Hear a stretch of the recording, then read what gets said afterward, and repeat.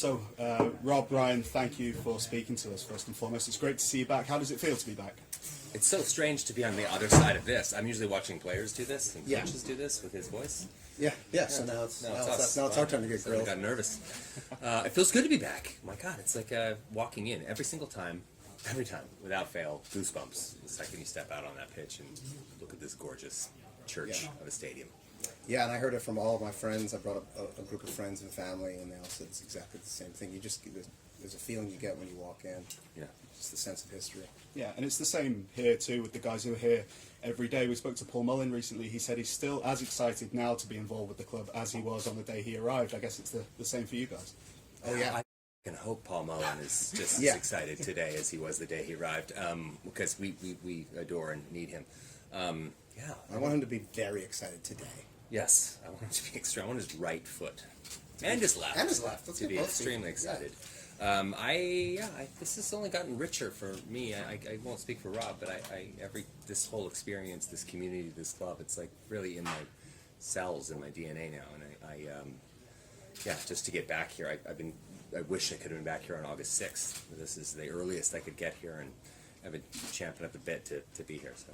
Yeah, and Rob, to have your family here too, that must be great. And have they taken to Wrexham as quickly as you did? Yeah. I mean, it's so beautiful, and it's the exact kind of thing that we've been talking about through the entire experience, like wanting to share it with my parents and also my children, and hopefully one day their children. Yeah. They've left him for Wrexham. Actually, Rob they've moved in. California alone. Yeah. And it's been such an easy story to follow, I guess, from the point of view of there's never been a dull moment. There's been so much happen in your time as co-chairman. Is it possible to choose a highlight? Today's win. You Well, people won't see this until after the game, so I'm going to say God today's damn it. win is the highlight, because it will be the first time Yeah. that I have seen us win in person. For me, I would say that almost every win or loss, every experience that I've had at the club, particularly up here at the racecourse ground, and this is my spot where I'll pace. Last time I was here with when we beat Stockport, I got 8,000 steps on my little smartphone pedometer thing or whatever. Yeah, I'm gonna like wear a hole in the cement over there, going back and forth. So I love it here. It's just, but it's nerve-wracking, because you feel it with every single, all 9,000-10,000 supporters out there. You feel every single thing that they do in the exact same moment. So it's pretty intense and unlike anything else I've ever experienced. Yeah, let's talk about those fans. Have they surprised you at all? I know how much you guys appreciate them, but has it surprised you just how passionate they are here in North Wales?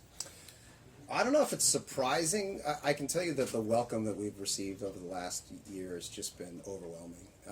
And I expected the people to be open, at least. But really, what wound up happening is they just embraced us with their full hearts, and that goes a long way for us. I know. Yeah, even on the matches that don't necessarily turn out the way we want them to turn out, I think that they feel the spirit that's imbued into everything we're trying to do with this club, and frankly, everything they're trying to do. I mean, it's not like we're not making unilateral decisions here. It's a collective with each and every supporter in mind, and I think they feel that. And I'm always, Rob and I both get emotional when there's been a couple instances where the club has not performed the way we want them to perform, but the supporters are there at the end, staying late, clapping, cheering on, and it makes you want to cry. I mean, it's a really profoundly emotional experience. As you said, Rob, by the time this is published, firstly, hopefully you've seen a win, but also we'll be just a couple of days away from the launch of Welcome to Wrexham. What's the overriding feeling right now? Is it nerves, excitement, or a bit of both? I'm excited. I'm really proud of the show. I think it turned out great, and I think it's exciting. I think it's emotional. I think it's really funny, but really at the beating heart at the center of it is the town, and I hope more than anything that the town watches and loves it as much as we do. Yeah, I think there's a sense that we've caught as much as possible the spirit of this community and this club, and what it means to them, what the club means to the community, what the community means to the club, and it's pretty evident in the show, and I'm excited for folks to see it. I'm excited for people to be introduced to Wrexham all over the world. you know, not, certainly we want the folks in Wrexham to see the show, but for people to be watching this in Canada, where I'm from, or Philly, I mean, that's got to feel pretty remarkable. Yeah. Yeah, and as actors, is it a little strange? It's what you do, you know, day in, day out, but, you know, to have something that's almost the opposite, is that strange? People are going to see, you know, a different side of you, I guess. Yeah, it's really strange. It's amazing how many people assume that we have cameras following us around all day long. We really don't. Generally, we have a modicum of control of it over when we're on camera and when we're not. So to walk around with things pointed at you at all times is a little nerve-wracking. It's a little surreal, but you know, everybody acts. You act. You guys act back there. Everyone on that field. Everyone in those stands. Everybody acts. We're all actors. Some of us just, you know, do it for a living. Yeah, but I guess the bigger picture is that the story of this club, all that history and the people behind the scenes, that's going to get told to the whole world. That must be a great feeling. Yeah. Yeah, I was just talking to a few of the players this past week, and I said, look, I think that you're going to wind up having a few more million fans next week or the week after that than this club has in the past. And I love the idea of making Wrexham everybody's second club in the UK or wherever in the world, and in the US, their number one club. I love just hearing friends of mine, people that are, you know, some are in showbiz, some are not in showbiz, different walks of life, just saying the word Wrexham now. Like it's just a normal part of the lexicon. I just think it's so cool. I get asked more about this than anything in show business, that's for sure. Yeah. And obviously, the hope is that this is finally the season that Wrexham make it back to the EFL. I won't say anything to jinx it, but just what would it mean to you if that was the case? That's the goal. That's the goal.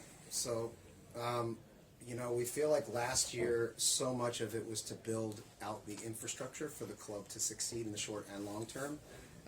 And so we believe that we've done that, and we've assembled an incredible team of people who know exactly what they're doing, and hopefully the result is the one we want. Yeah. We shall see. Yeah, I mean, looking ahead though, in general, it feels like the club is heading in the right direction, regardless of what happens, and you know that must be important to you. Yeah, I mean that's what we're here for. Ideally, I mean, is to sustainably grow and build this club. But we're here, rain or shine. You know, that's the thing. It's this isn't a fair weather gig. This is, you know, we understood what was at stake when we stepped into this, and or certainly Rob understood what was at stake when he talked me into this. And it's been an adventure, and that's at the end of the day. I feel like if your heart's in the right place and you sort of understand, you know, what it means to create something that is sustainable more than anything, that's the name of the game, and we're super excited about it. And part of that, of course, is the COP development. That's such a piece of huge potential. What, you know, having stood outside there and seen the seating example, what does that mean to you? That's so much of what we wanted to bring to the entire experience is to be reverential and respectful of the grounds itself, and recognize that we never want to move the club anywhere. And yet, if we want to continue to grow and move the club into the next decade and the next 50, 60 years, we need to start improving aspects of the ground. So we feel like the COP is a step in the right direction. Yeah, there's a way to walk that tightrope, I think, in the right way that's, you know, incredibly honoring of the community and the history of Wrexham and really of North Wales, and simultaneously offer the supporters the sort of amenities and the feeling. It's really more about a feeling that they deserve for a club of this stature.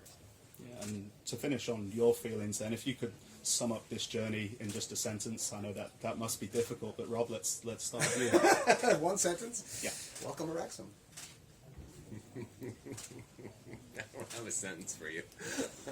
I'm going to go with welcome to Wrexham. There you go. Yeah. Well, thank you for speaking to us, gents. It's great to see you back. Enjoy the game, and we're looking forward to everything that's to come. Us too. Thank you. Down. Awesome. Thank you.